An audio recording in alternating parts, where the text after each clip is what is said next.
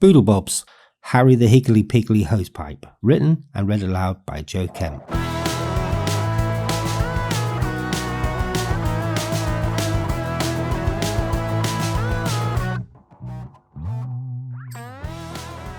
Harry the Higgledy-Piggledy Hosepipe.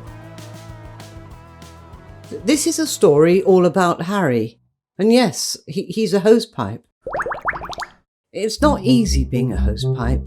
You're under a lot of pressure, and when you're not, you feel all floppy and listless. You're also tied, fixed to a tap, so you can't just go off wandering on your own. If you reach the end of your tether, then that's where you are, at the end of your tether.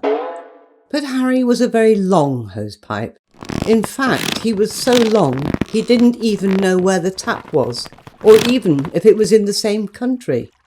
For all he knew, it could be as far away as Madagascar. And being so long also caused him a problem. He often ended up in knots. Oh, why am I so higgledy-piggledy? He wondered, undoing a granny.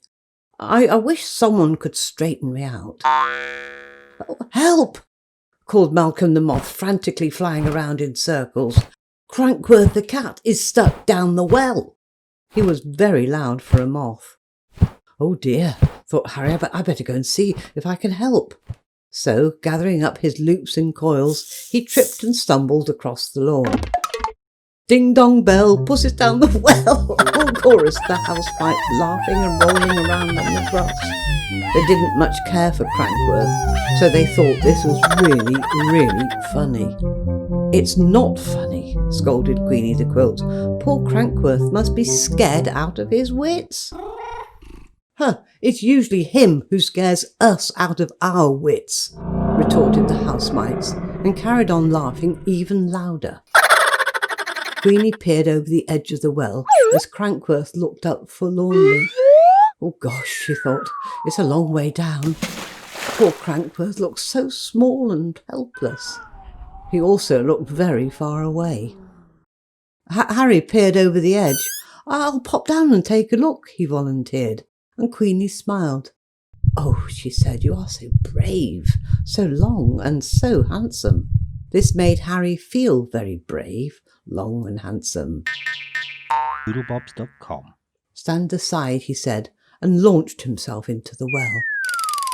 I'm very glad to see you, said Crankboth as Harry neatly dropped down beside him. I thought I'd never get out. I'll have you out of here in no time, said Harry, and by going all higgledy-piggledy, he made himself into a loop big enough to fit around Crankboth. Haul away, called Harry. Everyone pulled, even the housemites, and slowly Crankboth rose to the surface. Safely back in the garden, he stepped out of the loop and felt rather foolish. Oh, thank you, I promise I'll never chase anyone ever again, he said, while making sure his fingers, his claws that is, were crossed behind his back. But something was wrong. Harry was going a funny colour.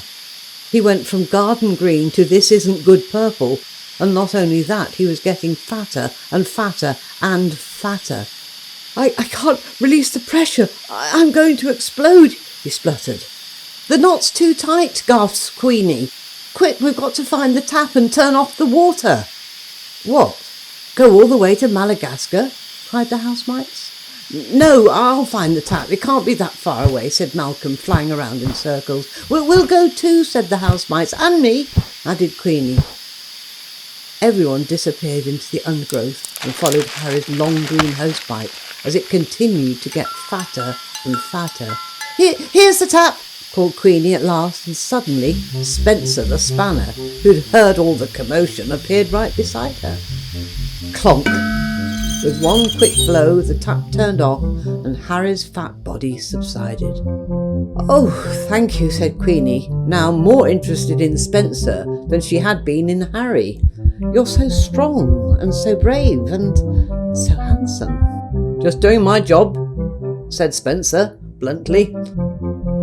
Harry bounced over and looped out of his knots. He wanted to play higgledy-piggledy with Queenie, but now Queenie only had eyes for Spencer, leaving Harry feeling a bit of a drip. Poor Harry. Romance was obviously not meant to be. The end.